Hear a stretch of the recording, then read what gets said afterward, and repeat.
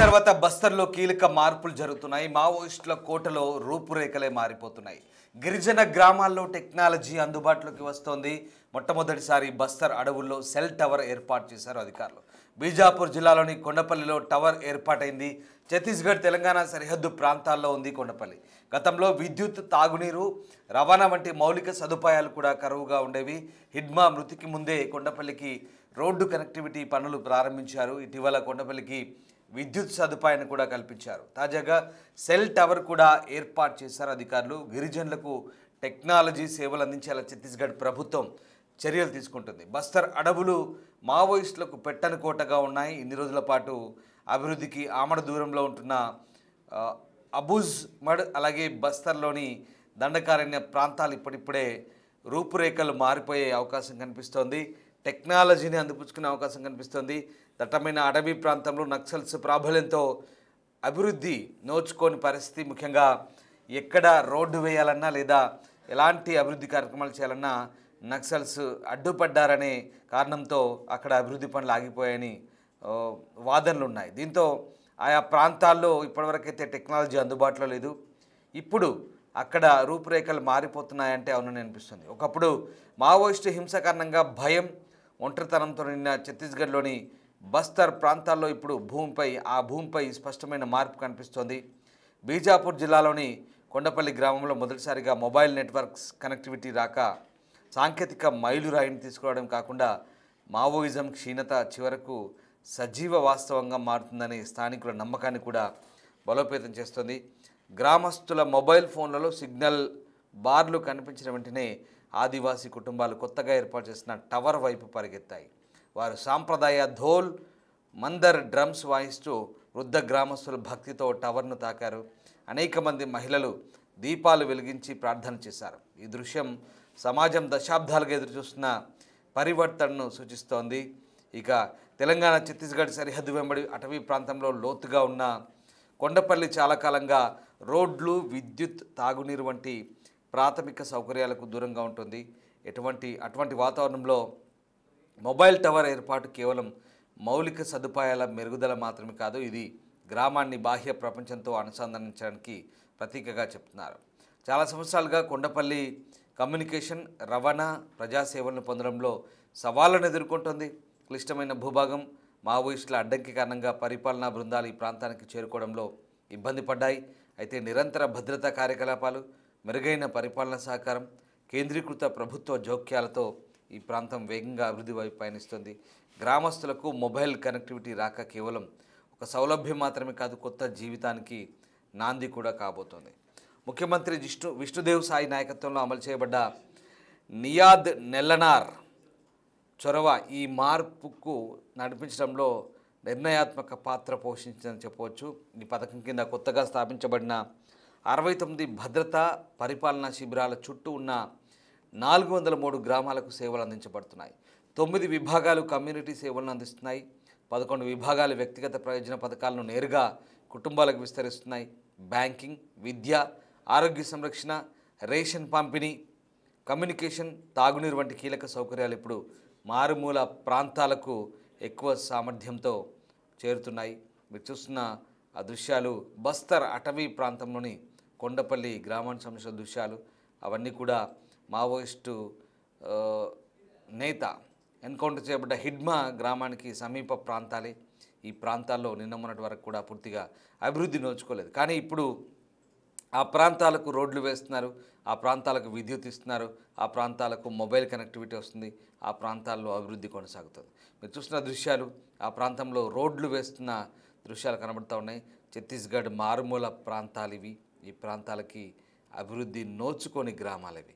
ఇప్పుడు ఆ గ్రామాలకి ఖచ్చితంగా మహర్దశ పట్టే అవకాశం ఉంది, మంచి రోజులు వచ్చే అవకాశం ఉన్నట్టుగా వార్తలు వస్తున్నాయి. అంటే ఇన్నాళ్ల పాటు బయట ప్రపంచానికి ఏమాత్రం పోలికలు లేకుండా ఉన్నటువంటి ఆ మారుమూల గిరిజన అటవీ ప్రాంతాలు ఇప్పుడు ఆధునికత చోటు చేసుకునే అవకాశం ఉంది. ఆధునికత అంటే కనీస సౌకర్యాలు కూడా లేవు. ఆధునికత అంటే ఏదో ఇతరత్ర అంశాలు కాదు. ఆధునికత అంటే కేవలం మౌలిక సదుపాయాలు. ప్రస్తుతం మిగతా ప్రజలు అనుభవిస్తున్న సదుపాయాలు ఇవి కూడా ఆ గ్రామానికి లేవు, ఆ గ్రామాలకు లేవు. ఇప్పుడు కనీస సౌకర్యాలు కూడా ఆ గ్రామాలకు లేని నేపథ్యంలో ఇప్పుడిప్పుడే అందుకోవాల్సిన పరిస్థితి, ఇప్పుడిప్పుడే ఆ గ్రామాలకు చేరుతున్న పరిస్థితి. గత 2 సంవత్సరాల్లో కమ్యూనికేషన్ రంగం గణనీయమైన వృద్ధిని నమోదు చేసింది. మొత్తం 728 కొత్త మొబైల్ టవర్లు ఏర్పాటు చేశారు. వాటిలో 116 వామపక్ష తీవ్రవాద ప్రభావిత ప్రాంతాల్లో, 115 అక్కడ జిల్లాల్లో ఉన్నాయి. దాదాపు 467 టవర్లు ఇప్పుడు 4G సేవలతో పనిచేస్తున్నాయి. 449 పాత టవర్లు 2G నుంచి 4Gకి అప్గ్రేడ్ చేయబడ్డాయి. మొదటిసారిగా డిజిటల్ కనెక్టివిటీ దట్టమైన అడవులు, కొండ ప్రాంతాల్లో కుటుంబాల జీవితాలను మార్చే అవకాశం కనిపిస్తుంది. కొండపల్లిలోని పరిపాలనా శిబిరం స్థాపించబడినప్పటి నుంచి అధికారులు క్రమం తప్పకుండా ప్రజలకు చేరువవుతున్నారు. బోర్డర్ రోడ్స్ ఆర్గనైజేషన్ దాదాపు 50 కిలోమీటర్ల రోడ్డు పనులను వేగవంతమైన వేగంతో నిర్మిస్తోంది. 2 నెలల క్రితం గ్రామానికి మొదటిసారిగా విద్యుత్ సరఫరా అందింది. దీనివల్ల పిల్లలు రాత్రిపూట చదువుకోవడానికి వీలేర్పడ్డది. చిన్న వ్యాపారాలను ప్రోత్సహించింది. అలాగే భద్రతను గణనీయంగా మెరుగుపరిచింది. నిరంతర శిబిరాలు, ప్రభుత్వ పథకాలు ప్రతి ఇంటికి ఆలస్యం లేకుండా చేరేలా ప్రయత్నిస్తున్నాయి. ఇక మొబైల్ నెట్వర్క్ కనెక్టివిటీ అందుబాటులోకి రావడంతో ఆధార్ ధృవీకరణ, బ్యాంకింగ్, పెన్షన్ పంపిణీ, రేషన్ ప్రక్రియ, ఆన్లైన్ విద్య, టెలిమెడిసిన్ వంటి ముఖ్యమైన సేవలు ఇప్పుడు మరింత అందుబాటులోకి వస్తాయి. ఒకప్పుడు ప్రాథమిక సేవల కోసం దట్టమైన అడవుల గుండా అనేక కిలోమీటర్లు నడవాల్సిన నివాసితులు ఇప్పుడు వాటిని ఇంటి వద్దే పొందవచ్చు. ముఖ్యమంత్రి ఈ విజయాన్ని బస్తర్ భవిష్యత్తుకు కొత్త ప్రారంభం అంటూ అభివర్ణిస్తున్నారు.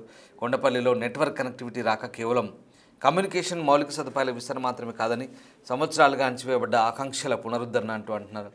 డిజిటల్ సేవలు, సంక్షేమ పథకాలు బస్తర్లోని ప్రతి గ్రామానికి చేరేలా రాష్ట్ర ప్రభుత్వం కట్టుబడిందని, రాబోయే సంవత్సరాల్లో ఈ పరివర్తన మరింత విస్తృతంగా మారుతుందని హామీ ఇచ్చారు. వాస్తవానికి బస్తర్ ప్రాంతంలో ఈ మధ్య ఒలింపిక్స్ కూడా నిర్వహిస్తున్నారు. బస్తర్ ఒలింపిక్స్కు అనే పేరుతో ఆ నక్సల్స్ ప్రభావిత ప్రాంతాల్లో దాగి ఉన్న ప్రతిభను గుర్తించే లక్ష్యంతో ఛత్తీస్గఢ్ ప్రభుత్వం ప్రారంభించిన ఈ బస్తర్ ఒలింపిక్స్ సంచలనం కలిగిస్తోంది. 2024 విజయం తర్వాత ఈ కార్యక్రమం మరోసారి 2025లో ప్రారంభించి వేలాది మంది యువత, మహిళలకు, మాజీ నక్సలైట్లకు ఇది ఒక ఆశావాహ దృక్పథంగా మారిన పరిస్థితి, ఒక వేదికగా మారింది.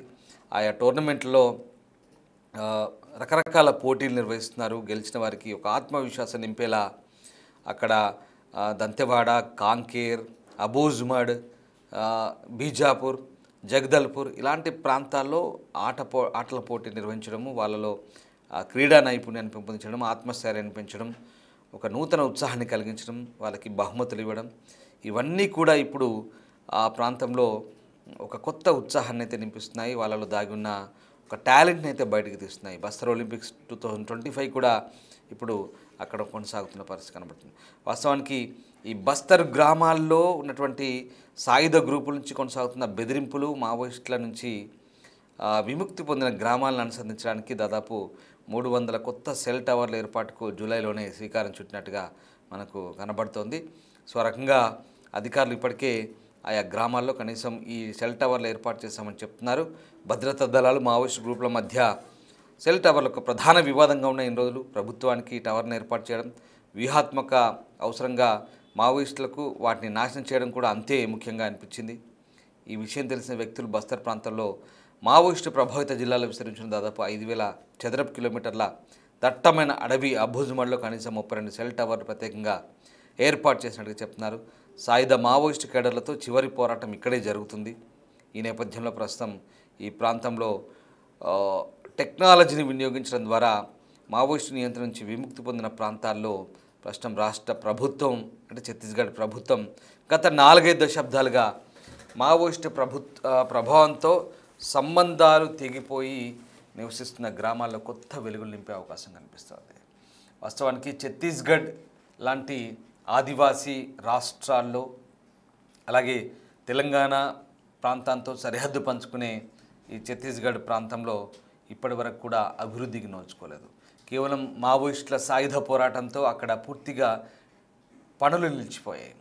రోడ్లు వేద్దామంటే రోడ్లు వేసేందుకు వచ్చిన అక్కడి జేసీబీలను లేదా రోడ్డు చదును చేసే రోలర్స్ని, టిప్పర్లని తగలబెట్టడం, హాస్పిటల్ నిర్మించాలంటే అక్కడికి వచ్చిన ఆ సిబ్బందిని కొట్టి చంపడం, స్కూల్ కడదామంటే అక్కడికి వచ్చినటువంటి ఆ స్కూల్స్ కట్టేందుకు వచ్చిన టెక్నీషియన్లను, ఇంజనీర్లను చంపడం, లేదా సెల్ టవర్ నిర్మిద్దామని వచ్చినటువంటి ఆ వ్యక్తుల్ని హింసించడం లేదా కొట్టి పంపడం లేదా చంపడం ఇలాంటి చర్యలు అనేకం జరిగాయి.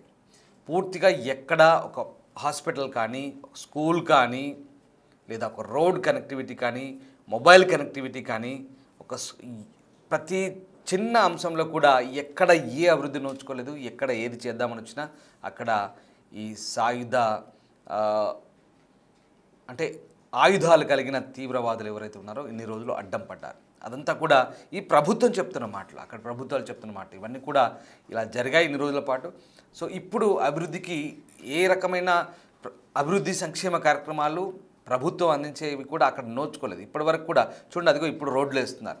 ఇప్పటి వరకు కూడా అక్కడ మళ్ళీ అభివృద్ధి జరగలేదు, గిరిజన ప్రాంతాలు అభివృద్ధికి నోచుకోవడం లేదంటూ మళ్ళీ ప్రభుత్వాలపైన ఆరోపణలు. కానీ ఈ అభివృద్ధికి ఎవరు ఆటంకం అనేది ప్రభుత్వం ఇక్కడైతే చూపుతున్న పరిస్థితి కనబడుతుంది. సో ఓవరాల్గా ఇప్పుడున్న పరిస్థితుల్లో ఈ గిరిజన ప్రాంతాల్లో 40-50 ఏండ్ల దశాబ్దాల తర్వాత 4-5 దశాబ్దాల తర్వాత అంటే దాదాపు 40-50 ఏళ్ళ తర్వాత బయట ప్రపంచానికి తెగిపోయిన సంబంధాలను ఇప్పుడు పునరుద్ధరించేందుకు పనిచేస్తున్నామంటూ ప్రభుత్వాలు అయితే చెప్తా ఉన్నాయి. సో సాయుధ మావోయిస్టు కార్యకర్తలు ఆ టవర్లను ధ్వంసం చేయడం, కాల్చడం, ఇట్లాంటి ఈ తగలబెట్టడం, అక్కడి ప్రాంతంలో సహకరిస్తున్న పౌరులను చంపడం, ఇంజనీర్లను చంపడం, అక్కడ ఏది ఏర్పాటు చేద్దామన్నా అక్కడ రావడం, తగలబెట్టడం, నిప్పు పెట్టడం, వాళ్ళని చంపడం, వెళ్ళిపోవడం. దీంతో ఎక్కడికక్కడ అభివృద్ధి కుంటుపడిపోయింది. ఇప్పుడు ఆ ప్రాంతంలో ఇప్పుడు ఆ వామపక్ష తీవ్రవాదుల ప్రభావిత ప్రాంతాల్లో ఇప్పుడు కాస్తో కూస్తూ అభివృద్ధి నోచుకుంటుంది.